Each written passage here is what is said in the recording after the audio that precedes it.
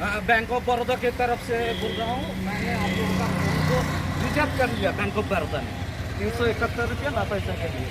इसका कोई आप लोगों का बैंक का जो मैनेजर है ना, वो भी मेरे को इसका कोई हिसाब नहीं दे सका। डूबे सुमन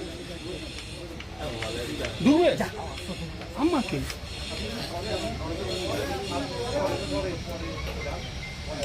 হ্যাঁ হ্যাঁ হ্যাঁ আমরা না একদিন সেই জায়গায় একটু আমি একটু ফ্রি হয়ে নিই, ঠিক আছে? সোমবার দিয়ে আমাকে ফোন করে দিই।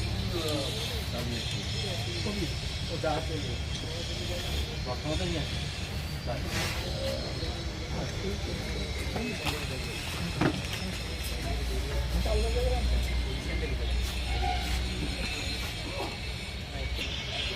কালকেই নিয়ে আসবেন, অন্য কোনো মিডিয়াকে বলা হয়নি, শুধু একমাত্র এই বিজেপিকে কালকে বলে।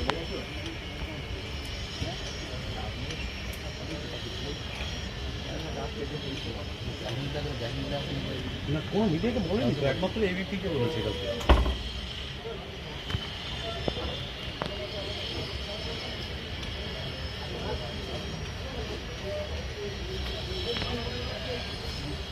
কমপ্লিট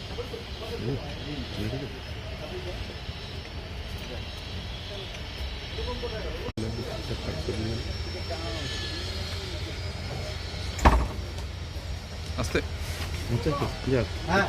কিছু করার নেই, তুলে দেখ।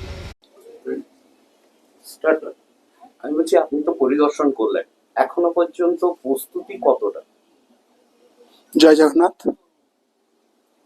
বহুত কম সময়ের মধ্যে আজকে বেঙ্গলে মাননীয় মুখ্যমন্ত্রী জগন্নাথ মন্দিরকে যে তেওয়ারি যারা করছে, এখন যারা গ্রুপ নিয়েছে কাজ করছে, ওরা একদম নিষ্ঠাভাবে যেভাবে কাজ করছে, প্রায় 90% কাজ হয়ে গেছে, আর 10% কাজ আছে। নিশ্চিন্তভাবে এরা যেরকম দিনরাত লেগে কাজ করছে, নিশ্চিন্তভাবে সমস্ত কাজ সম্পন্ন হবে।